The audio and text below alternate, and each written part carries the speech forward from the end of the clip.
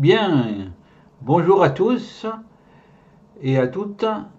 Nous allons poursuivre cette avancée dans le petit livre bleu par une division consacrée à la société idéale. Bien sûr, Candide va être toujours présent avec quelques idées novatrices pour ce qui constituera peut-être une nouvelle république.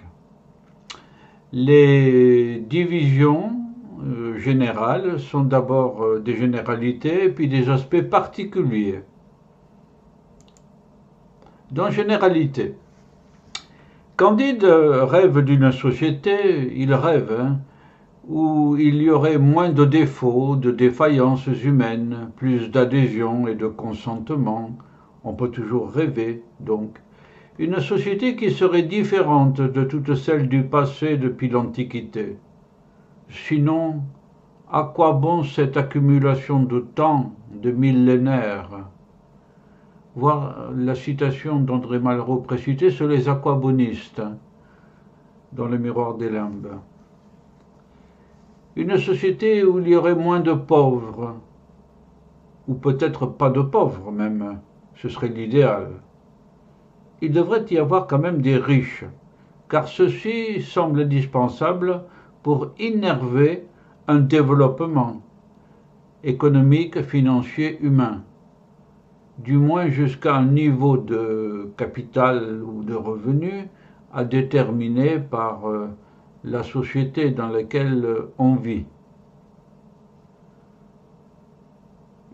C'est une idée qui est reprise d'une déclaration du Premier ministre de l'Inde qui disait que son pays dans l'ensemble était pauvre, mais quand il y avait un riche qui arrivait dans un village, il assurait par ses roupies, par sa monnaie, le développement de ce village. Et c'était vraiment une bienfaisance. Bien sûr, l'invention de l'industrie, des nouvelles technologies, n'a fait que renforcer le fossé, le clivage entre les uns et les autres. Mais il faut que les sciences techniques soient au service de tous et pas de quelques-uns. Ça me fait penser à Olivier Blanchard, ancien chef économiste de l'OCDE, qui a déclaré il y a peu d'années que les droits de propriété sur toutes ces sciences et techniques devaient être également partagés, qu'il ne devrait pas y avoir trop de concentration de richesses. Bon, ce faisant, il n'y aurait plus de révolte ou de révolution, ni de guerre. Toute la société profiterait ainsi de cette paix. Une pax romana millénaire, une paix romaine. Cette paix romaine qui a tant étonné les générations qui l'ont vécue et qui sont souvenues par la suite. Bref, une société où tout le monde serait heureux de vivre. On aurait guidé l'homme vers sa liberté intellectuelle et matérielle. Ce projet ne concerne pas le spirituel, lequel est parfaitement compatible avec lui.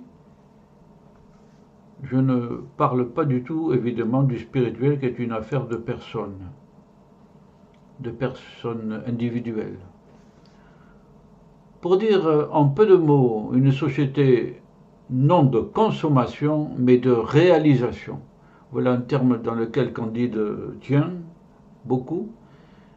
Réalisation, c'est-à-dire création, production, humanisme. Création, production, humanisme.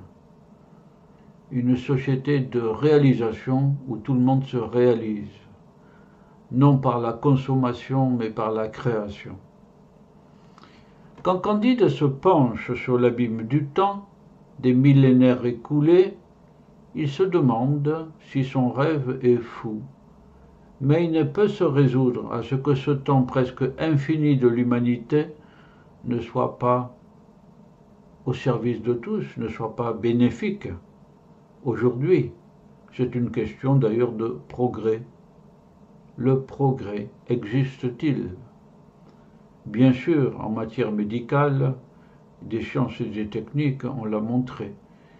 En matière de sciences sociales, c'est justement la question qui se pose.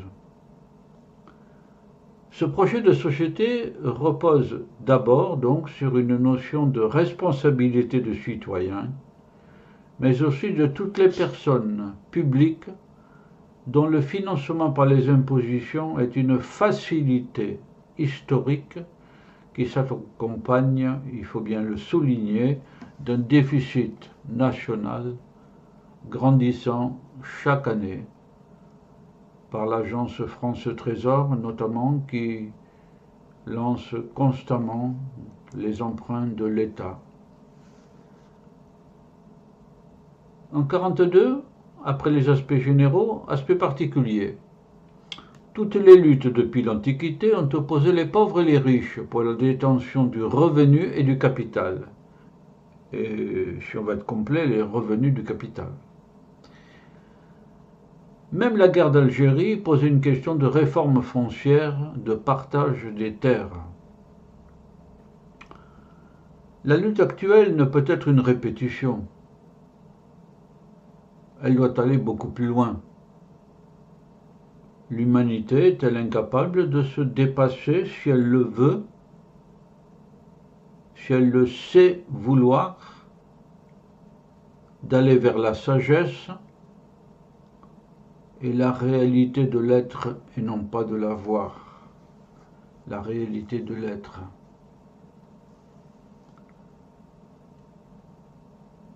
Candide envisage ainsi une révolution qui comprend deux aspects, lesquels en principe devaient être développés en synergie, c'est-à-dire tous les deux ensemble. Le premier est un aspect économique qui comprend deux points, le partage du capital et du revenu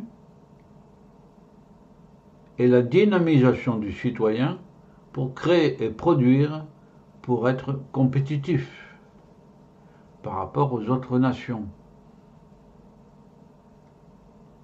Le second est un aspect humain qui est d'élever le citoyen. Car la République comme la monarchie ne consiste pas à abaisser le pouvoir sommital vers le citoyen, mais à élever le citoyen vers ce pouvoir. La citation est de Jean de La Varende, déjà cité.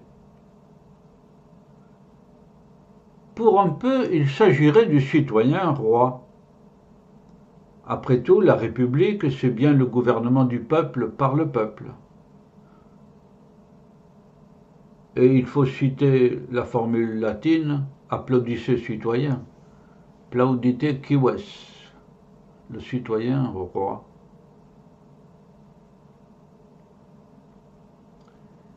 Nous en avons fini avec ce court montage sur la société idéale du petit livre bleu. Et Candide et Voltaire vous disent un petit à bientôt pour la suite de cette visite du petit livre bleu de Candide. Je vous dis au revoir et sans aucun doute à bientôt.